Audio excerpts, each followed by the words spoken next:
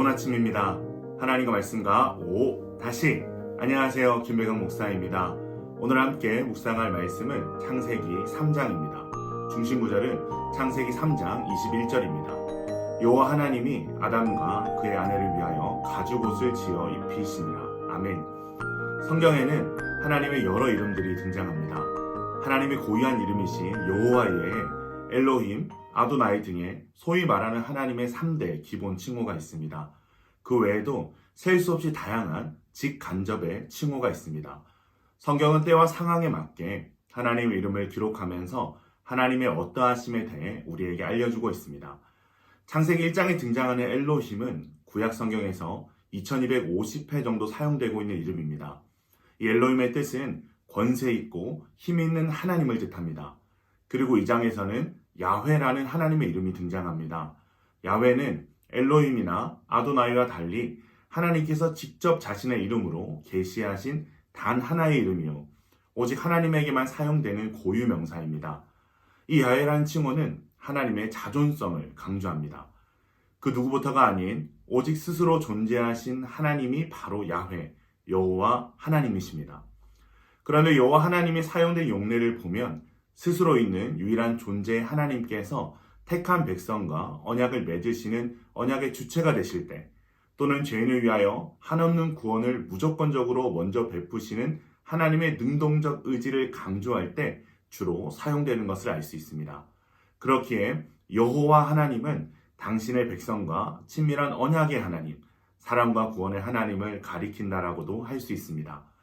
이러한 하나님의 이름을 중심으로 살펴볼 때 1장에 등장하는 엘로힘의 하나님은 그 이름대로 전능하셔서 천지를 창조하시는 하나님으로 등장하고 있습니다.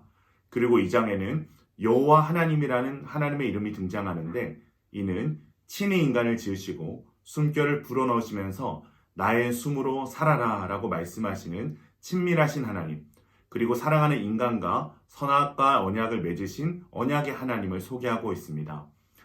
그렇게 영원히 행복할 것만 같았던 에덴 동산의 이야기가 3장에 들어와서 안타까운 반전을 맞이합니다. 3장은 어떻게 시작하고 있습니까? 그런데 뱀은 여호와 하나님이 지으신 들짐승 중에 가장 강교하니라. 여기서 강교하다라는 단어는 의역입니다. 강교하다에 해당되는 히브리어 아룸은 슬기롭다, 영민하다라는 긍정적인 뜻을 가진 단어입니다. 그런데 하나님께서 뱀에게 주신 이 슬기로움과 영민함이 하나님과 분리되어 사탄의 영향 아래 있을 때 강교함이 되어버린 것입니다. 우리는 여기서 하나님께서 우리에게 주신 귀한 선물들, 그것이 건강일 수도 있고 재물이 될 수도 있고 여러 가지 재능이 될 수도 있는데, 우리가 그것을 가지고 하나님 곁에 딱 붙어 있지 못하고 우리의 자리를 이탈하게 될 때 하나님이 주신 좋은 것들이 악하게 쓰일 수 있다는 것을 기억해야 합니다. 뱀은 여자에게 질문으로 다가옵니다. 하나님이 참으로 너에게 동산 모든 나무의 열매를 먹지 말라 하시더냐? 정답은 뭐죠? 에덴 동산의 모든 과실들을 다 먹으라고 하시고 하나만 먹지 말라고 하신 것이죠. 그런데 뱀은 이 사실을 꼬아서 모든 것이 금지된 것처럼 여자에게 질문하고 있습니다. 그리고 우리가 여기서 주목해야 할 단어가 하나 더 있는데, 바로 뱀이 사용하고 있는 하나님이라는 단어입니다. 이 단어는 엘로힘입니다. 권위적이고 능력의 하나님을 말하는 것이죠. 여자가 대답합니다. 동산나무를 우리가 먹을 수 있으나, 여러분 뭐가 빠졌죠? 모든이라는 단어가 빠졌습니다. 그리고 덧붙여서 만지지도 못하게 했다라는 말을 합니다. 그리고 대답하는 여자의 말에는 친밀함의 대상이신 여호와 하나님이 아닌 권위의 대상인 엘로힘이라는 이름으로 등장하고 있습니다. 어느덧 여자에게 하나님은 권위적이고 친밀하지 않은 하나님이 되어버렸습니다. 더 심각한 것은 반드시 죽으리라 라고 말씀하신 하나님을 믿지 못하고 죽을까 하노라 라고 대답을 하고 있다는 것입니다. 그 타이밍을 놓치지 않고 뱀의 권위적인 선언이 들어옵니다. 너희가 결코 죽지 아니하리라. 사랑하는 성도 여러분, 우리는 여기서 우리가 흔들리는 영역이 어딘지를 발견해야 합니다. 우리가 마치 하나님을 믿는다고 하면서도 하나님이 나의 기도를 들으실까? 정말 나를 사랑하실까? 정말 그 하나님을 만날 수 있을까와 같은 질문들. 하나님께서는 분명하게 말씀하셨는데 우리의 믿음에 물음표가 생기는 순간 그 틈을 사탄이 비주고 들어오면서 결코 죽지 아니하리라 라고 선언하게 되는 것입니다.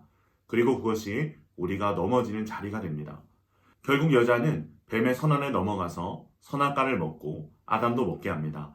자, 이렇게 범죄한 인간 앞에 하나님이 등장하십니다. 이 범죄한 인간 앞에 등장하시는 하나님은 권위적인 하나님이셔야 되는데, 그런데 성경은 그 하나님을 여호와 하나님이라고 소개합니다. 8절에도 9절에도 13절에도 14절에도 21절에도 22절에도 23절에도 성경은 계속해서 하나님을 여호와 하나님이라고 소개하고 있습니다.